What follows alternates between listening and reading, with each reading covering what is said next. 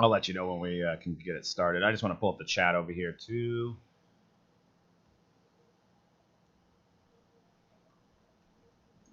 Okay, boy. Next LeBron James. Better than LeBron James. Yesterday looks pretty good. Who knew? Sometimes it takes guys 7 years. All right. I think I'm ready. You guys ready? Yeah, ready. All right, here we go. And 3, 2.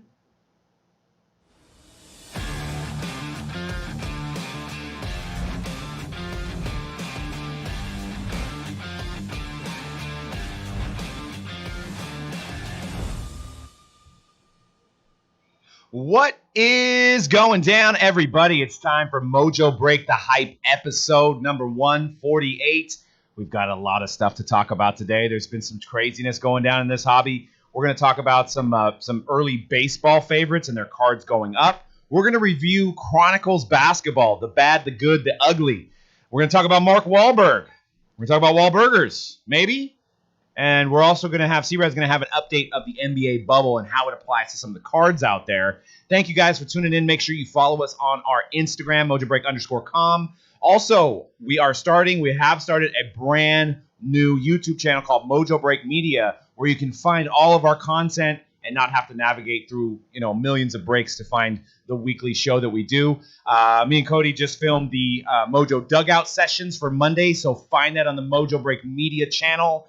We got a lot of stuff going down this week. Topps Chrome comes out Friday, so checklist is out. People are going crazy. White Sox, Mariners, bunch of stuff going down. And then Gold Standard Football also releases Friday. So get your spots at mojobreak.com. C-Rad, what's going down, dude? What's up, everybody? Hope everybody's doing well, staying safe. I'm enjoying the NBA being back. It's been beautiful. I've missed it so. I'm never going to take it for granted ever again. NBA, I love you. Dan, do you love the NBA as much as C-Rad does? I'm going to be honest. I have not watched one game yet. Oh, now, man. But Loser. I've been in baseball mode. Been very excited for baseball to be back. I mean, how do you watch everything? I mean, how do you watch every baseball game and every basketball game and every NASCAR race? Well, for me, NASCAR? it's actually been really nice that they're actually in Florida because I'm actually able to watch the early games now. Because usually the early games will be when I would start my breaks, in the evening times. But now I can watch like a couple of early games every single day, which is like super nice. And then obviously I'll miss the primetime games, but I can when I get off, I just go home and then watch those afterwards. Yeah, I think I'm probably going to really jump into basketball. Playoff time. Yeah. I mean, again, like, if the Warriors finals do Game 7. Game 7 of the finals is when I'm going to get my popcorn ready. That's when I'm going to sit down and be like, and whoever's in it, it'll be LeBron James. I'll be like, I love LeBron James. But I mean, I'll get into it. It's hard because I've been so used to the Warriors, and when your team's not in it, unless you're a huge basketball fan, it's hard to like really. See, I don't know. I'm in the same boat as C-Rad, where I was missing sports. We're jumping on the feet talking to you guys. There hasn't been sports for 3 months. I'm trying to digest it all. I'm actually watching more basketball than I am baseball. But speaking of baseball, perfect segue. Dan's, getting his popcorn. We got to talk some Cracker Jacks. We got to talk about baseball. We got to talk about two guys that are already being impacted by this early season. And the first is Kyle Lewis. Absolutely in fuego, 18 hits, leading the league at this point. He's got rookie cards this year, and he has his first Bowman in 2016 Bowman draft, which is actually a really, really star-studded class of players in Bowman draft. You got Pete Alonso, you got Dylan Carlson, you've got a ton of guys in that 2016 draft. I don't even know what boxes are at, but if you're looking for Kyle Lewis's first card, it's going to be in 2016 Bowman draft. That's his first Bowman. So, and as you can see with some early sales, it's already doubled since May. So May, you can see a 9.5 Kyle Lewis sold for $58. Recently, $122 as a raw. So you're talking about a graded to a raw. So I'm saying 9.5, 10 is probably a $200 card. So if this guy keeps lighting it up, it's going to be a guy that some of the people that collect other players are going to start pivoting to, because the guy is quick, he's likable, and I think Seattle's been craving for a star since Ichiro and Griffey. There really hasn't been anybody that's kind of stood out for Seattle. So what do you guys think in the chat about Kyle Lewis? Are you selling or are you buying? My next guy, are you a believer? Shane Justin Bieber. I almost wanted to say, baby, but I didn't. It's Shane Bieber, and he's lighting up the league, throwing strikeouts at a high clip. Almost every other batter he's striking out. And believe it or not, you guys say pitchers don't sell in baseball, but you back in June you had a $50 first Bowman, and recently you have a first Bowman raw that sold for $120, so already doubled. So for you guys out there that say you can't make money on pitchers, well, Shane will make you a believer. So check it out. But to kind of run down some more baseball prospects, I wanted to get your guys' thoughts. This just came out from MLB.com yesterday. The latest top 10 baseball prospects. And you guys can see that here. Is anybody stand out on this list, Dan, this top 10 baseball prospects? Torkelson was the first overall pick last year, but I mean, he's super young.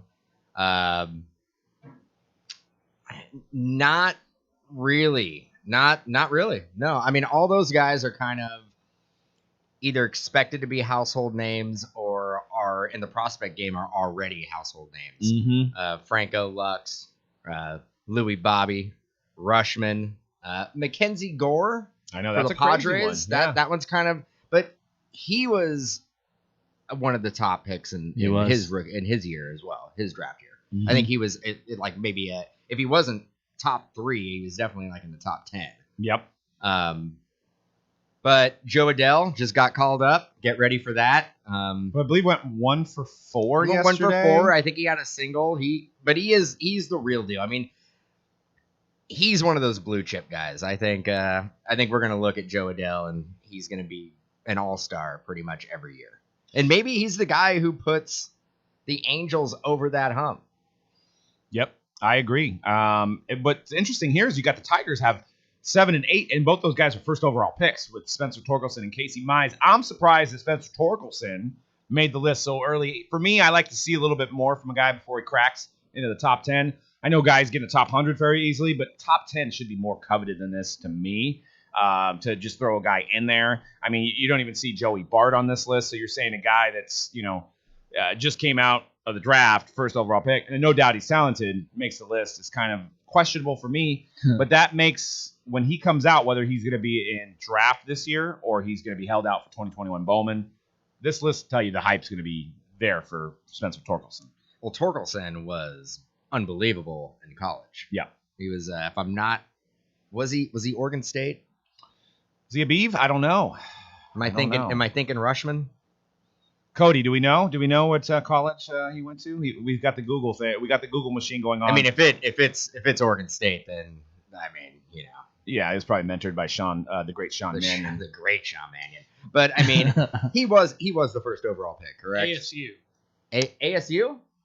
Wow, interesting. Well, next Barry Bonds. Yeah, and he plays he plays the corners, so third base and first base. So, but you can pick up. He does have autos out there already. He has USA autos and Panini products. So I think I was kind of doing some research, and they're going for around $40 to $50.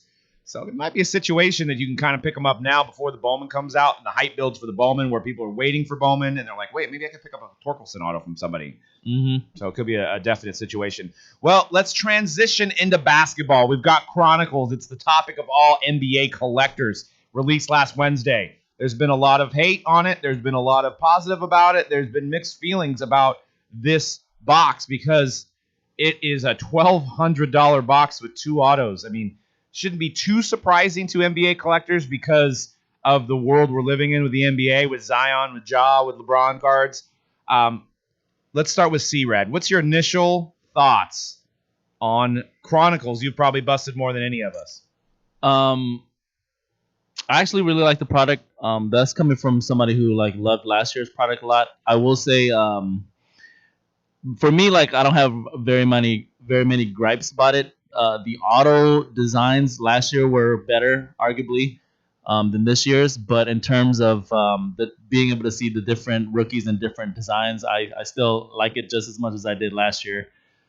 So yeah, good product. And if for me, I know a lot of people were blown away right last week when Panini sold them for $890 or $900 or whatever it was. I know people were blown away, but if you've been paying attention to this hobby and you knew, and you really seen a lot of last year's Chronicles and how it kind of like it came out at a very low price, right? Like it was like $150 at first, but it quickly went up last year's Chronicles, like not to the point of $900 a box, but it was one of the products last year that it was one of the quickest jumping prices I've seen in any of the products last year. So for me, I already knew that this wave was coming, this storm was coming, that the product was going to go up insane. So I'm not surprised in that aspect. But yeah, for me, the product is good. I enjoy opening it, and for me, the only downfall, like I said, is the auto designs. Dan, I have a feeling that your point of view may be a little bit different from C-Rad. Let's get off your lawn and see what happens. Oh, well, you just set it up. So because of that, I agree with C-Rad. It's the greatest product ever. It's worth every dime of $11.50. No, it is what it is. I mean, it was meant to be a $120 product. Yeah. And we're at the mercy of the rookie class. We're at the mercy of the hype, and that's why it goes through the roof. But when you break it, we break a lot of products. I don't get very excited about it. There's no design in there that I really look at and go, wow, this is blowing me away. If anything, I think it's kind of a boring rip. And that is just me personally. I understand that it is an insane amount of value in there. The numbered rookies go for an insane amount. I'm really surprised. I think it's going to cool down a little bit. I don't think every Zion card is going to be a minimum of like $50, $75, $100. I don't think every jaw is going to be, $40, $50, $60. The number cards I think are going to hold value, but you're getting I feel like when I'm ripping that product, I'm literally just saying 10 to 12 guys over and over and over. It's like Giannis, Luka, Rui, Ja, Zion, LeBron James. That like you're literally just saying those like guys over and over and over. So it's not a very exciting rip for me.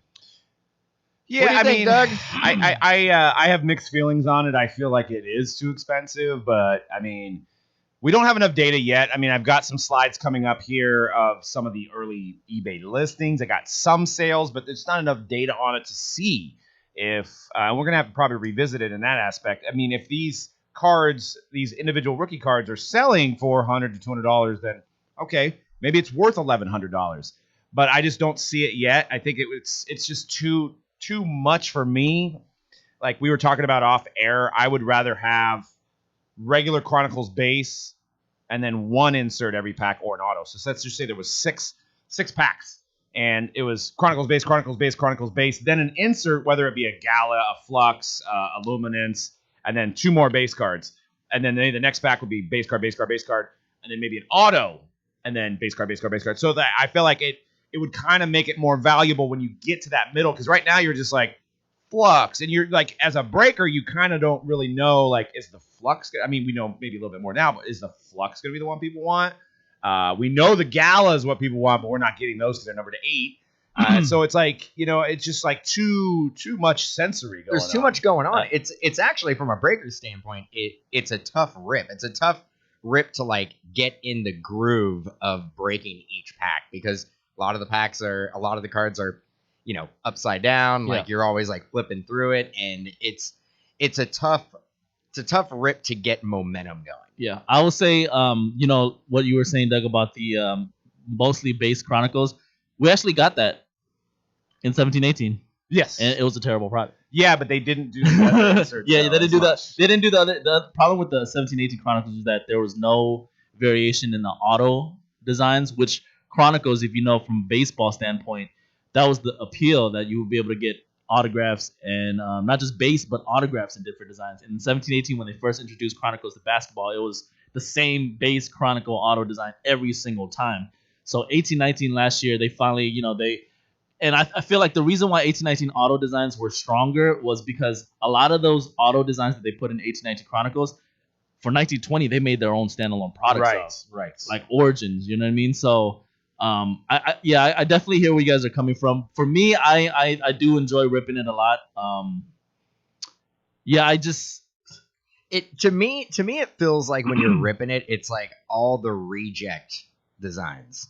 It is all the reject designs, but it's also the designs that they wouldn't normally put products, but that's the idea of Chronicles from the beginning. I also feel that like not every product can make that jump to another category. Like that's why you put them all in one product. I know, but like we don't need a Luminance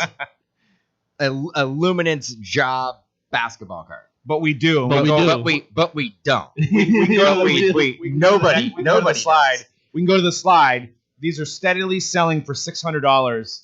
I don't know if it has to do with as much of the design. I agree with you. I don't think we need the Luminance design, but the photo they used of Ja posterizing Kevin Love. A lot of people don't like Kevin Love as it is, so I think it was perfect. And I think people are buying it based on the image. Maybe not so much that it's Luminance, but as you can see, there's one that's somebody that's trying to get $1,800 for a base one. And there was another one I think he just had up there that was actually sold. It was numbered to 99, sold for $1,300. Mm-hmm. So Luminance Ja. What do you think, Dan? Knowing now what you said about Luminance, that's what that's selling. No, it's a cool photo. We don't need that. We don't need that subset. We don't actually need Chronicles in general. I mean, we don't need a lot of things, but I know. We should pump the brakes. Dan would like go like 4 releases on the year. I think. Great, that'd be great. But back to your original point, to Dan, what you were saying about how like you getting the same guys. The market in the current climate and market that we're in, this is kind of like the perfect storm for Panini, this specific product. Because this whole year, like for the past couple years, actually, we've been transitioning to basketball wise, transitioning to this point where the hobby is about the base cards, right? And where we've been conditioned to think that the base card is the most sought after card in basketball now. So you got a product that gives you a whole bunch of different designs and base cards. It's like, people are going crazy for it. I get that. That's a very slippery slope right there. Yeah. That's how you get into the junk wax era. Yeah. Because the autos really, I don't like any of the autos designs really. But for me, the base cards make up for it. I from the beginning when I saw Flux, I was a big fan of Flux. And I knew that the Silver Prism of Flux were going to go for a crazy amount. Obviously, this card, I actually loved Luminance in last year's Chronicles design, so I felt like it was perfect for basketball too. I like Phoenix. I like the Phoenix. The Phoenix design. Nice. I know I'm supposed to hate everything, but I do like Phoenix is a nice design. I do like the Phoenix design. Now, I get terrified when I say that because I'm like, are we going to get Phoenix basketball next year? We might. Like, right. I don't want to say I like anything because I don't want it to be a standalone product next year. So you believe Panini's just listening exactly what you said? Like I don't have a Panini shirt on. They're in the boardroom. They've stopped what they're doing. They know the hype was at 3:05. When I'm talking, but it's me. Yeah, absolutely, absolutely. They pipe me into the office right now. Oh, okay. They actually they mute you guys and they just have me piped in. Oh, okay. Yeah. So you're making decisions for them then? No. Why don't we get enough? I'm giving them ideas, and they're just like, "Damn, Dan, you're right. That's what they're all saying." Well, tell us who pays for those ideas because I don't think we're getting it. No, I give out this knowledge for free. Oh, okay. I do the hobby, for the community, nice. Mostly. Nice. Well, you guys threw around that word junk wax era, and I was having a conversation on the feed yesterday. And one of my points about this, you see it on Twitter if you're following social media, if you're following channels that talk about cards, and everybody's like, are we headed for a junk wax era? Is it 2.0? Is it junk wax era 2.0? One of the things that kind of hit me was the junk wax era in the 80s and 90s. We were talking about people that own $10, $15, $20 cards. Right now, you're talking about people that own $20, $30, $40, $50, $100,000 cards. Those people are not just going to be like, yeah, I spent $300,000. I'm just going to go away. Yeah, I'm done. It's protected in that sense where the investment is a lot larger on certain cards that you're not going to see. Yeah, there may be a lot of people that do go away. They're tired of the pricing. They're tired of redemptions. They're tired of, buying their team for more and more every month. Those people may go away, but I think at the end, the essence of everything, the backbone of this hobby, the investors, the guys that have bought cards that they're going to hold on to, they're not going to go away. They have too much invested. It's kind of like if you buy a car and at the end of the day that your car sucks, but you're in a 5-year lease, you're not going to tell people that your card sucks. because you're invested in it. So your card or car? I was comparing it to an automobile. So like, say you buy an automobile and you're showing it off to your friends. Derek Carr. You're showing your automobile. I should say that because car is too close to card. You're showing it off to your friends, and you're like, at the end of the day, you're like, man, this thing's a piece of crap. The radio doesn't work. You know that in your head, but you're not going to go out and tell people. You want to take over my lease? Yeah, exactly. So you want to take over my Zion Williamson lease? No, you're going to be like, that's my dude. I think you're right with back in the day when you had like $20 rookie cards and $15 rookie cards. It's easier for those to basically take a bath on those and walk away. Yeah. But if you went out and you spent $25,000 on a basketball card, that card to you is always going to be worth $25,000, and you're not going to take a dime less. Yeah, right. Or even to a lesser extent, like a 4,000 base Anthony Davis rookie card. You know what I mean? That's like still a lot of money to a lot of people. $4,000 for an Anthony Davis Prism rookie card? Yeah. Not even a silver, right? No, not even so. PSA 10. Right. So you have several. So what's a silver? Silver's probably $5,000, $10,000. Yeah, it's up there. It's insane. We should probably watch our 12-13 Prism break. No, we shouldn't. We should be like, just how many guys that we went over there were thousands of dollars now. How many silvers we did? Silvers wasn't a thing in 12-13, believe me. So I'm actually surprised people. Well, they don't want to sit through a Prism break that's 2.5 hours. Right. They're gonna look at that and go 2.5 hours. What are you guys doing? They just like leave the recording on and just let. Did they just like bounce for the day or? That actually reminds me back to what you said, to Dan, about how like you're getting the same guys over like John is like the big name guys, right? I mean, opposite that, when we open up any other product, when we're getting base cards of guys that people really don't care about, it has the opposite effect with Chronicles, where it's like people get excited because it's like, okay, these are the names that I want.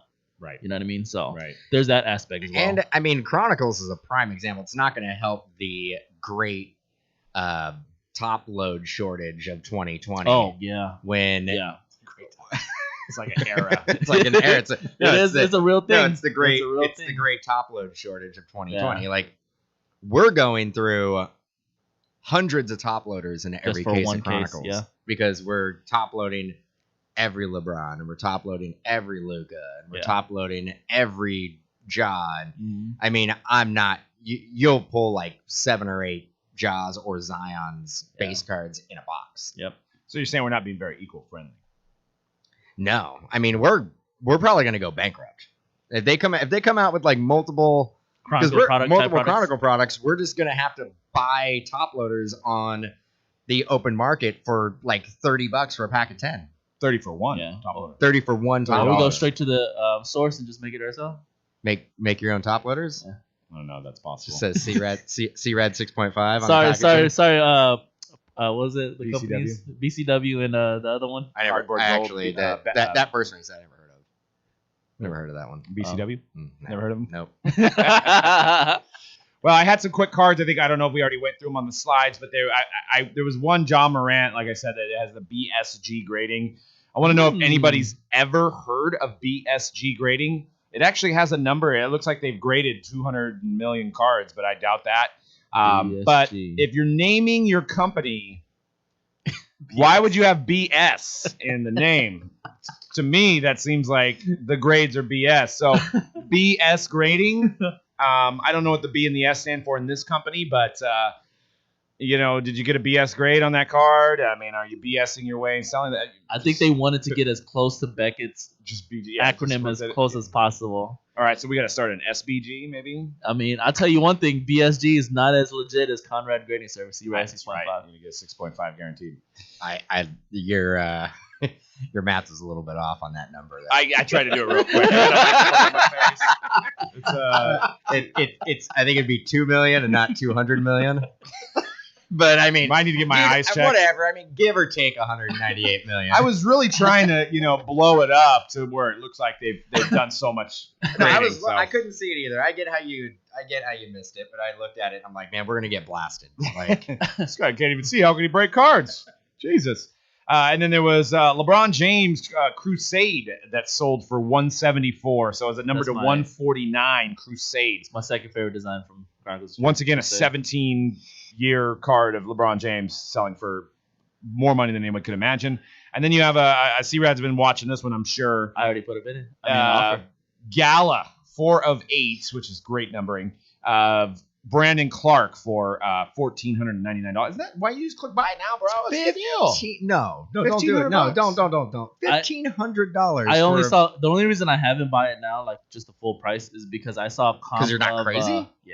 And I saw a comp of our rookie, the Warriors rookie Pascal, for like 400. So I was like, I'm not gonna.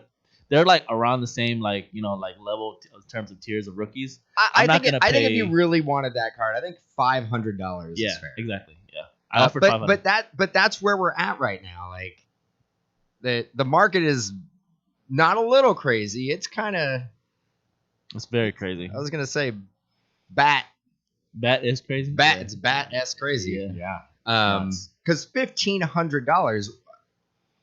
Go back to the beginning of the year with Prism. How many silver rookies can you get at Brandon Clark? A lot. For $1,500. None. I thought you were saying. No, you can get a lot. Yeah, a lot. You can get a lot. A lot. Probably like 200 copies.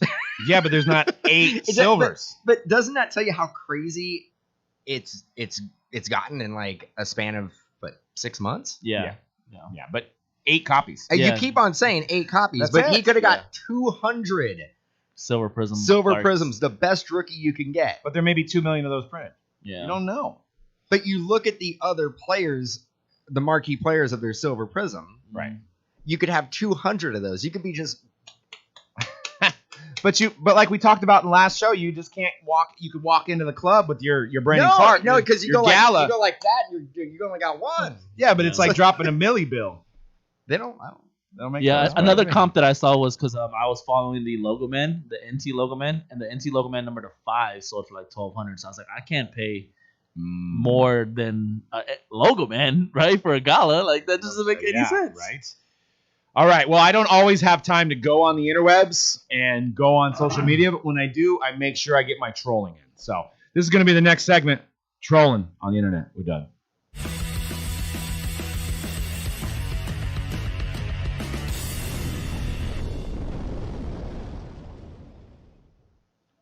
All right, so I jumped in, and this was actually regarding our Instagram post. If you haven't watched the break video yet, all these cards were out of one box. I happen to be here as a Jeopardy champion. I was here watching C-Rad break this, and he was yelling, John, and then Doug. And so I'm like, what is he talking about?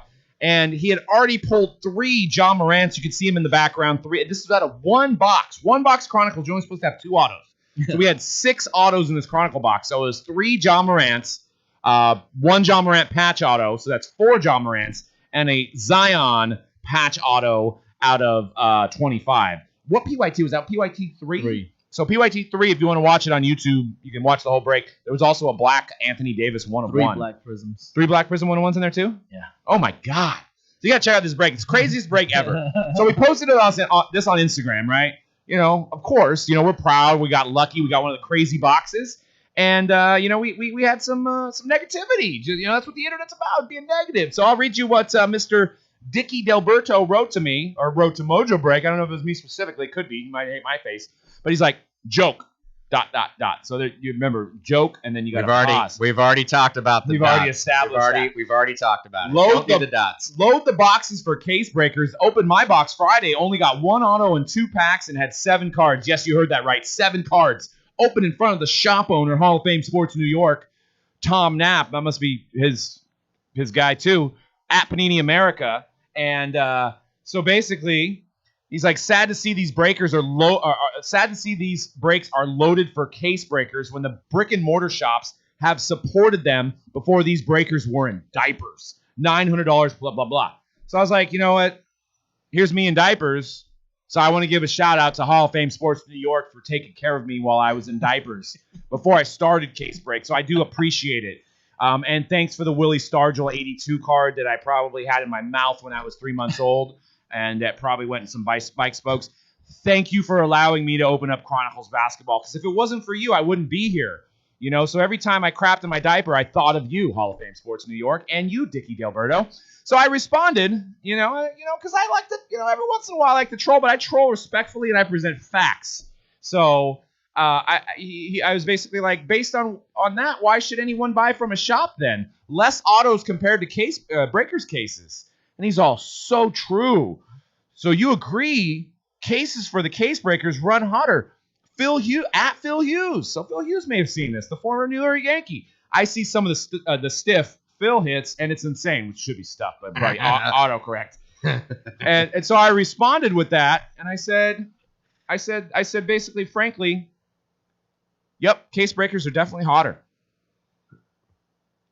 Yeah. Yeah. Now you know. So it went on a little bit more, and it was fun on the internet, and it feels good. You get trolled so many times, and then every once in a while you got to troll back, and tell them what's up, and I just hate the woe is me attitude. So you gotta put a face to the post, and you gotta get out there, and you gotta get the blood pumping a little bit. So then after that, we had the Mark Wahlberg situation, right, which was crazy. You got Mark Wahlberg, you got Dirk Diggler, you got whatever his name is on his other movies. The guy from that has the stuffed teddy bear. What's that movie called? Ted. I love that movie. Ted. I mean, you've got Mark Wahlberg's character wasn't named Ted in that movie. It was Ted. His name wasn't Ted. But you have his sons opening up Panini Chronicles now. So you have Mark Wahlberg videoing his kids opening up Chronicles in Elite and posting it out on Instagram and giving Panini a shout. And then you just have more hatred spewing out of people's mouths, just like diarrhea, just coming out of people's mouths. So you got this guy on Twitter that I didn't put his name on there, so he's like, so ... So it was like, bro. So. No, he just thinking. Most people can't find product on the shelves or can afford the same markup on the secondary market, but at Panini America sends the crazy rich movie star a ton of product, probably free, for a shout-out. Way to look for the real hobbyists. Okay. So Tons all capitalized. Ton. Oh, yeah, wait. Sends a crazy rich movie star a ton of product, probably free, for a shout-out. Way to look for the real hobbyists. Now, what is that emoji? The look it up. Is that like a rolling the eyes emoji? I think it's a rolling of the eyes. Rolling of the eyes emoji? Rolling my eyes. Okay, so I jumped in there, and I was like, basically, so if you had a business and someone with 15.6 million social media followers was interested in your business, wouldn't you send them promotional items to promote your business to their 15 million followers? That's all I was saying. And I got crickets. I got no response. And then another gentleman said, they didn't need help selling Chronicles basketball, though, and we both know that. If anything, they should have sent them baseball products, considering the lack of market due to lack of licensing. And this is coming from a baseball-only collector that loves Panini products. They didn't want to break Optic. They wanted to break Chronicles. So why would you send somebody that has 15 million followers something they don't want? Yeah. Think about that. Well, first off, they don't need help selling Optic either. They don't need help selling baseball product. Now NASCAR, they probably could have sent some NASCAR to Mark Wahlberg and his but kids it's gonna get there eventually. Yeah, I mean that they can use, a little marketing behind. I mean, I love it. I'd buy it. I think we should do breaks of NASCAR, but yeah, And me and Dan actually had a serious boardroom meeting. We got contacted by a movie star as well. So that'll be on next week's hype little teaser. Because of breakers, the only kids that can open up packs are movie star kids. That's because of us? Because of breakers? Me? But I'm not. It's your face only. I'm not a movie star. Trying to be. No, it says because of breakers, only movie stars can afford it. Oh, so we are the ones. So we dictate the market price. So we're dictating. So it's our fault the price. We got the power. We got the juice. Wait, how did you take time out of your day of counting your money to be on the show, Dan? That's what I want to know specifically. Like, we should be lucky that Dan's on the show. He could be counting his money right now. That's what I was doing all day today.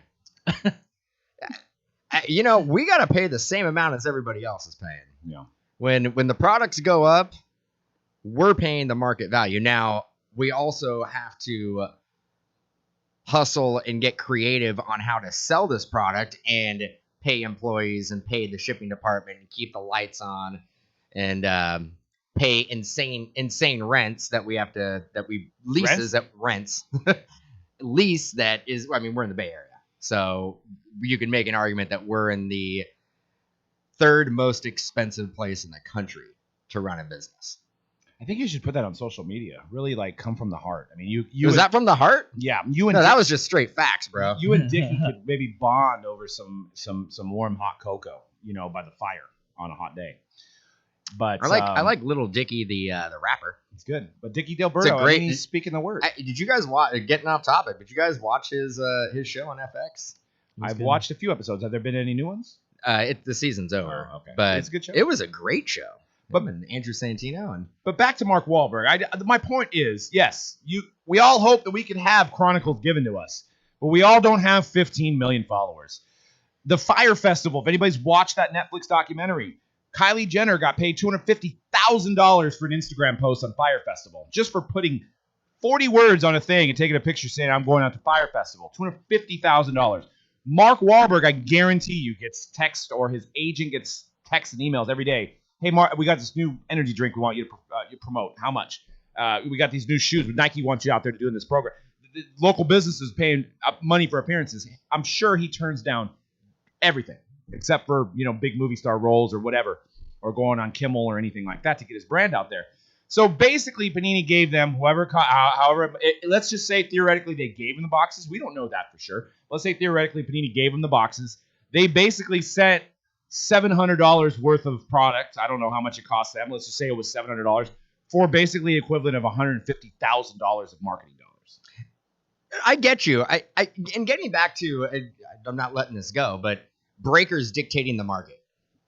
That's absolutely incorrect. You know who's dictating the market? One, the consumer is dictating the market. Two, it's all the players that everybody's chasing. It's Zion's fault. It's Ja's fault. It's Luka's fault. You should tell Zion that. It's his fault. Yeah, we should try. We should build a campaign and tell him. What are we supposed? If we have the product, are we supposed to sell it well below market value? And we do a lot of times. We do actually. For example, if you look at Topps Chrome PYTs and you go on a lot of websites that are selling PYT style breaks for jumbo cases, it's over $1,000 for the White Sox. Not to toot our own horn here, but Doug, you just put up on Monday night at around 11:30 p.m., you put up some PYT Topps Chrome. I did. And what did you sell the White Sox for, Doug? $400. I hate money. $400. I hate money. So you as a breaker, you left $600 on the table for that one team. They should throw you a parade. The community should throw you a parade. No, because I was just worried about you counting too much. It was taking too long for you to count the money. Why are you getting back to me counting money? I don't. Because you're the money guy. I'm not I just make sure the bills are paid. I'm not the money guy. Constitutes a money guy, let alone a bunch of mini money guys. I'm not the what's the cartoon with the DuckTales? When you're Scrooge when he's is it Scrooge McDuck? When he's swimming in the money. Yeah, that's not me. That's you, dude. That's not me at all. But I try to combat that by offering great prices to our loyal followers or anybody that's on the internet at 11:30 at night on our website.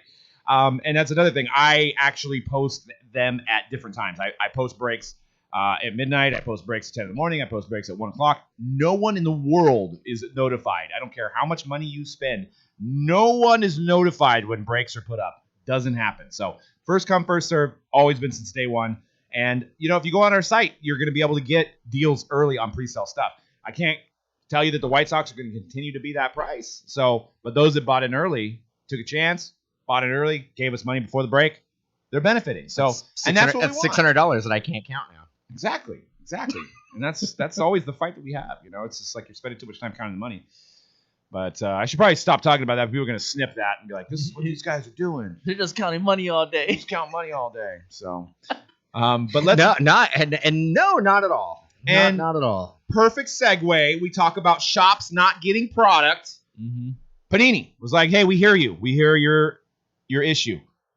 We've got Illusions only available to card shops, which we have a card shop too, by the way. If you didn't think we don't, we do. But we didn't get any. We didn't get any. We moved and we had to turn in our paperwork, so we're gonna have to buy it on the secondary market. But anyways, direct to the shops. Panini Illusions basketball today.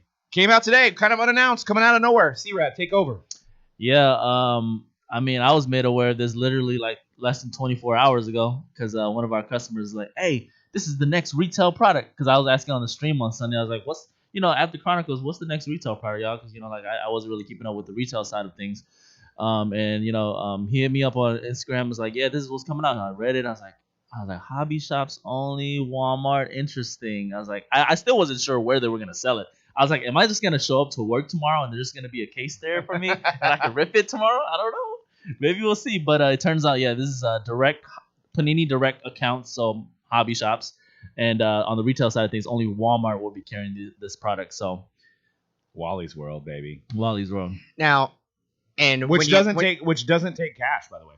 When you say, at least here in California, when you say hobby shops, this wasn't a hobby shop only release. It's a hobby shop direct Panini account. Direct Panini account. So we have a hobby shop, but we're not set up to be a hobby, like a Panini direct dealer. We deal with distributors. By only because of a fault of our own, basically. Not that they said, no, we just got to fill out the paperwork. And we didn't. It's sad. Well, and we have cultivated and built relationships with our distributors that, right. And honestly, our allocation directly with Panini wouldn't be that great. Anyway. No, I don't think it's great for most shops. Most shops don't get a huge allocation from their direct accounts unless you're one of the big online retailers and you also have a shop and you're doing, tons and tons of business and you've been doing it for a while. Yeah. But yeah, not just hobby shops though, but getting back to it, and I'll let you handle it. I just want to reiterate, only direct accounts get it. Mm. And some images of the cards here in the next slide. You've got some rookie cards of John Morant and Zion Williamson here. But I wanted to hit on this point. So this is obviously the next thing is an eBay listing of a shop. Now, I don't know how many cases a shop would get. I wouldn't think any more than 2. So for all those complaints about people at shops not having product, this shop is selling the case on eBay. So, and it just came out. So this isn't like it's been 3 weeks and this guy couldn't sell it. So this guy is not, and I don't know who this is, but this guy is basically not letting any of his walk-in customers. Now, I don't know because of COVID or whatever, maybe he's not open, but he's not letting any of his customers buy it by putting it on eBay. So the Dickie Delbertos of the world and these guys on Twitter that are complaining about their shops not having product, well, they're selling the stuff on eBay and they're not giving their customers a shot at it. Yeah, they're not selling it for, map on this product is probably about $120. I would guess, yeah. So they're not giving, and we go all back to the shops. Shops this, shops that, shops this. Shops are what are the lifeblood of the hobby, and it's a shame that they're not getting the correct allocation, and my shop is getting priced out and all this. This shop right here is trying to make about a $10,000 profit. Yeah. Now, and they're not giving their customers a shot at it, like you're saying. We don't have a chance to break it. So I could turn the whole argument saying, well, the shops are just greedy and they're not allowing breakers to make money. Yeah, you could. I did. You did. I just did. What about me? I know. I mean, poor you. Yeah. I mean, it's not fair. It's not fair. It's my quarterback. But I mean, and maybe, I mean, there could be the other side of the coin that because the market, I mean, I think I looked on B2B earlier today, which is there's a dealer network of people that sell cases amongst other dealers.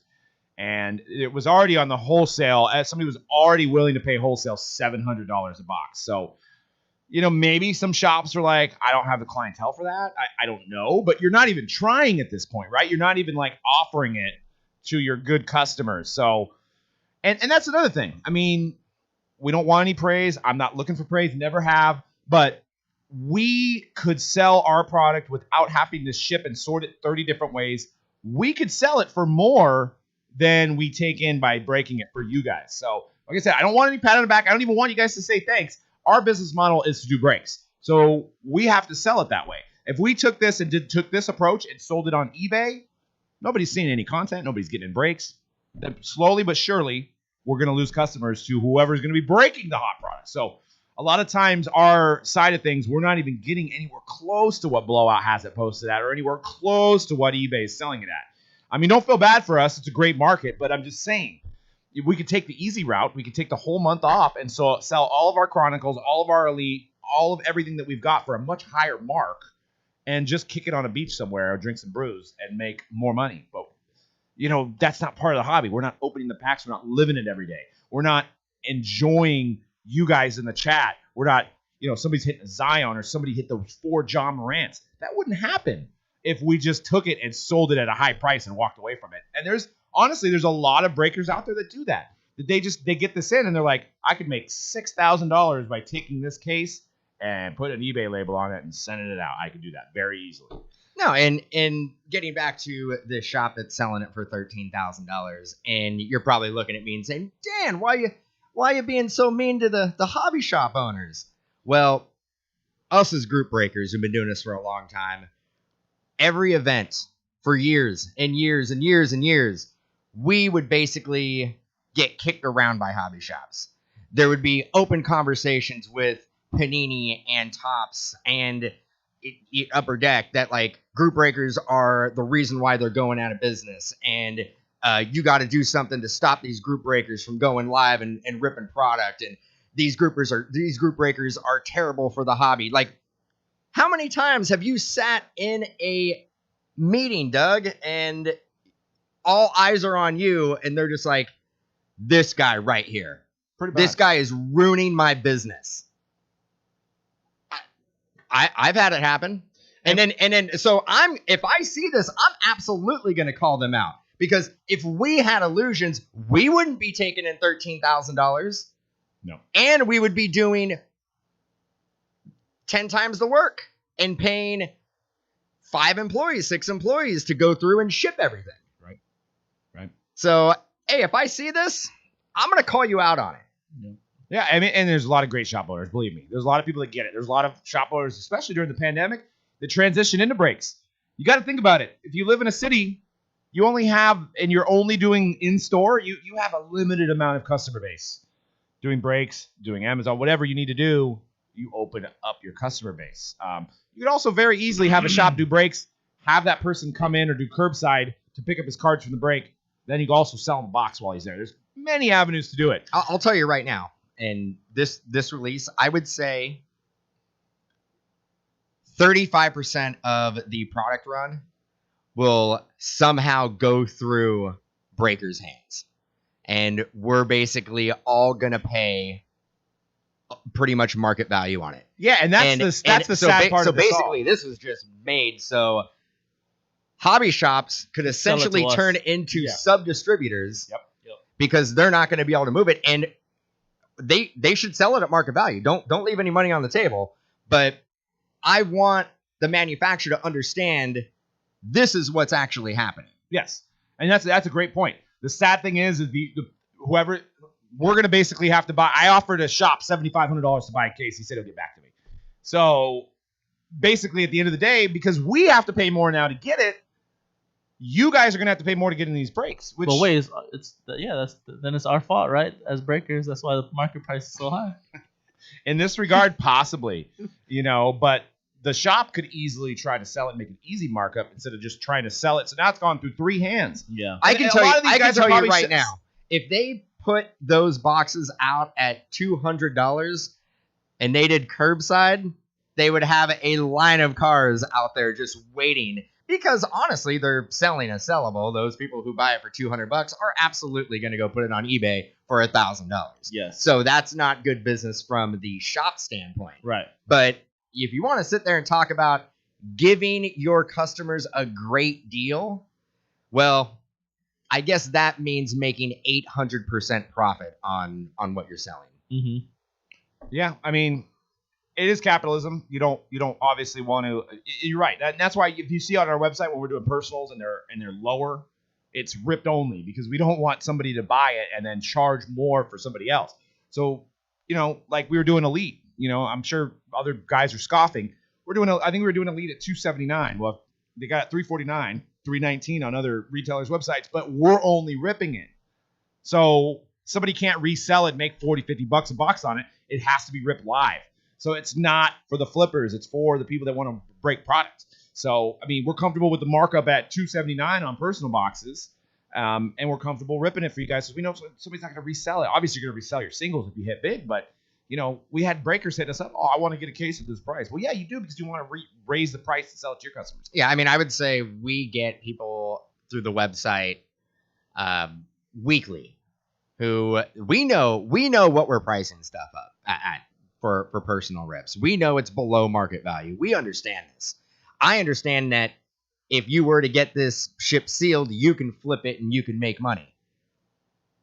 We get people hitting us up every single week saying, I want to buy what you guys have on the website.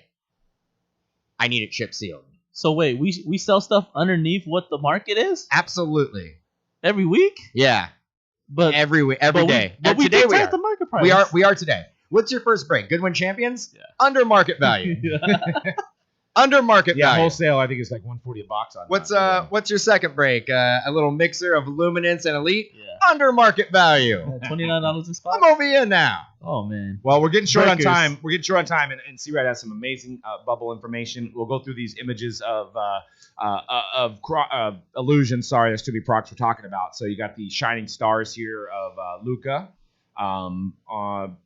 We're going to show here on the screen, and then we've got some more box sales of illusions at $8.99 and $900 a box. $900 a box, Mm-hmm. and find one autograph, that's crazy, right? Ooh, so I mean, Chronicles, you got at least 2 for $900 last week, but actually, then I think, and that's illusions that just came out, right? Yes. I think I was off with it being $90. I think I want to say it's probably a 70. Yeah, because it's only one auto. It's between $70 and $80 wholesale. Well, wholesale. We'll see. We don't know for sure. Probably 100 retail, if I have to guess. 110 maybe. Maybe 90, 95. Yeah. And you're probably gonna get a lot of vet autos, but they do have the first impression patch autos, as you can see with the Kobe White here. Mm-hmm. So, anyways, see if you can find it. See if you can jump in a break. We're working on trying to get some. You're right, Ron. And Chronicles. Under market value. Yeah. Under market value. Way under market for our random today. Way. But anyways, transitioning from that, I wanted to kind of like update you guys a little bit on the bubble, what's been happening, and what's been happening in the hobby in general is really interesting because nowadays with the market that we're in with basketball, we see guys having one game, literally one game, the Bowl effect. We talked about it last week, and then their card prices literally doubling up after that one game. Where previous years, like it would take guys at least a consistent couple of weeks of good games for their prices to really make a significant leap. But nowadays, you're like, this is really like the stock market that we're in with basketball cards. Part of it is like what you were saying, Doug. We talked about it off air, where it's like people are so excited about basketball being in sports coming back. But a couple guys I want to highlight. First of all, DeAndre Ayton, his first game back in the bubble was I think he had like 24 points, 12 rebounds. People were really excited about him. There was a lot of quick flips on him the day after his silver prisms. You can see in the next slide, going for about like almost $550, $600 now. So he was one guy that went up. It's a Shilstein listing, so it's probably about $450. And there are a lot of people in the community who really still have a lot of believe in his potential and his ceiling. We always talk about how centers, they might not necessarily be able to sell as well, but there are people collecting him that were collecting him before his little, blow up in the bubble. What was he? Was he the second pick? First overall. That's right. First overall last year. And so, and then moving on from him, we have obviously a guy from the 14-15 rookie class, TJ Warren, who's now on the Indiana Pacers. He had a 53-point game. And actually, the last 3 games, he's been over 30 points, or at least 30 points. So he's been a consistent scorer now.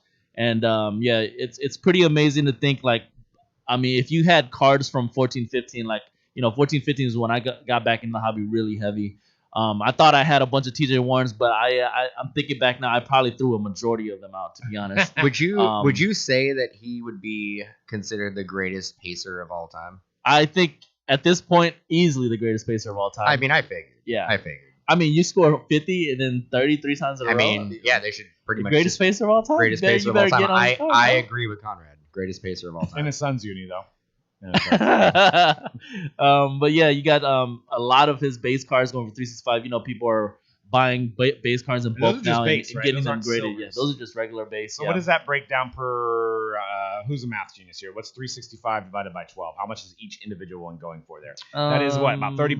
That's like $30, 35-ish. That's a lot. And then you got a silver sell him for 120. That's a raw silver. Dude, that is not to stop your flow, but I know exactly. I was just about to say it. That is the worst Prism design yet. Dude. I know it's the Embiid as well and the Wiggins, but it's their one off year. Yeah. You know, they were. I think for the 14-15 classes, that's when I got back into the cop. Like I was saying, I got back in the hobby really heavy for 14-15. I feel like that whole year they were really trying to kind of like what they're doing with Zion this year and Ja, with the Wiggins and Jabari Parker. I think they were like trying to really go for different designs that year. Yeah, it was wild because they even had like the draft thing in the background and some of the parallels and stuff. So there's a lot of stuff from 14-15 that did not stick in the hobby at all. But last guy I want to talk about is Doug's boy, Michael Porter Jr. 37 points yesterday or 2 days ago, 12 rebounds, and today he had a really stellar game as well. I think he had 20 something with more like double-digit rebounds as well. So looking like he's gonna with more playing time with what's his name being out for them. It looks like he might be actually pretty good. What are your thoughts on 2 good games from him? I mean, he basically was in the cellar with his comments about masks. Yeah. And then now I don't know if that provided him some motivation or what the deal was. But. I think the opportunity just presented itself to him with a key guy being out for them at the starter. I forgot who it is. I think it's Gary Harris that's out right now. Mm-hmm. So it guys who get the opportunity, some guys flourish. So he's one of those guys. I actually was one of the ones on his believing that he would be pretty good like last year. When we talked about it last year, one of the sleeper picks last summer, we were talking about sleepers. So it's kind of cool to see him like back to back playing well. As an update, the Nuggets won and back to back 30-point games for Michael Porter, finished with 30 and 15 rebounds and 11 defensive rebounds. So his length is helping. All I'm saying is I've been saying this for 2 years that he's the face of the Nuggets and everybody should invest. I do have a Mojo Prism up on our eBay right now. We're fielding offers. Been sitting on a lot of Michael Porter, so Doug will take $35.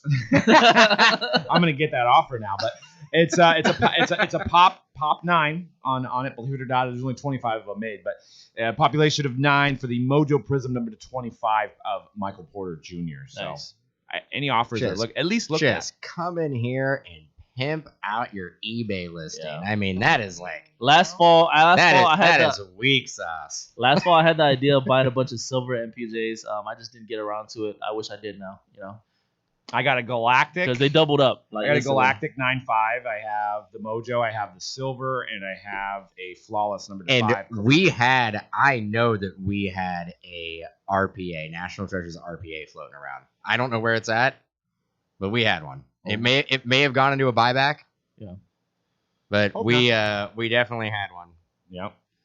So, but throw those offers into Doug. I mean, I don't know if any reasonable offer will be refused.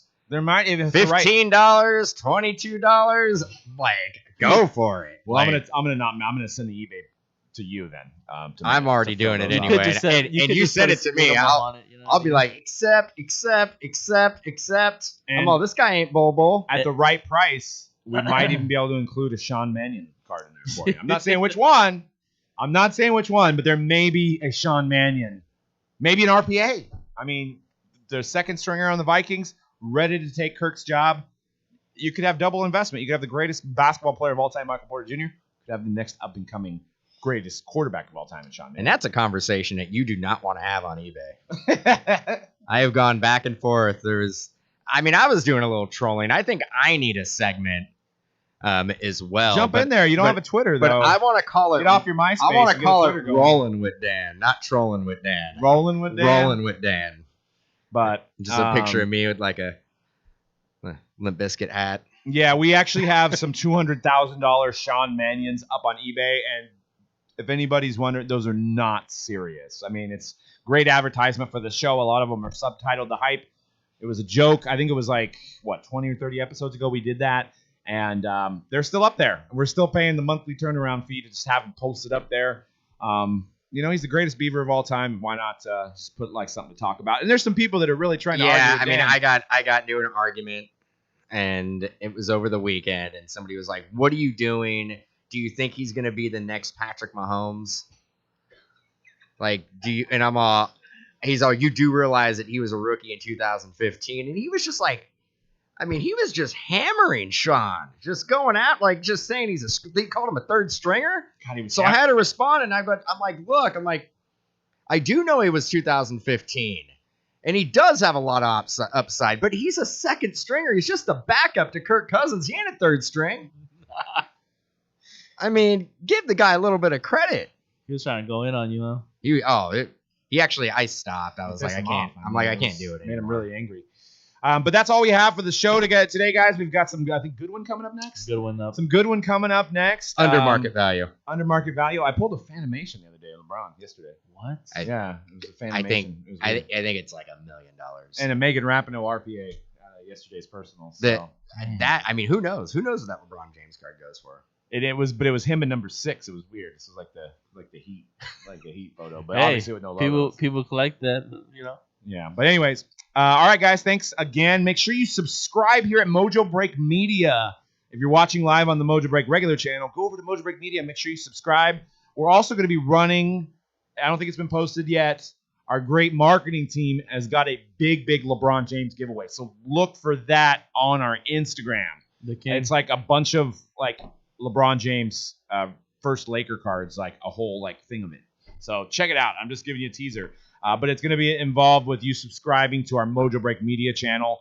And once again, we've got Topps Chrome on Friday. We got PYTs. We've got randoms. We've got jumbo. We've got hobby. And then we have gold standard. We're also getting some gold standard first off the line in. So we may do like a little 3-3, type thing going on with that.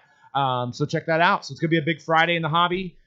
We got Luminaries tonight, I think, which is getting almost sold out or getting there. So new stuff. And we're live every day. So check it out at mojobreak.com. And we are out for the hype. Peace. Peace, guys.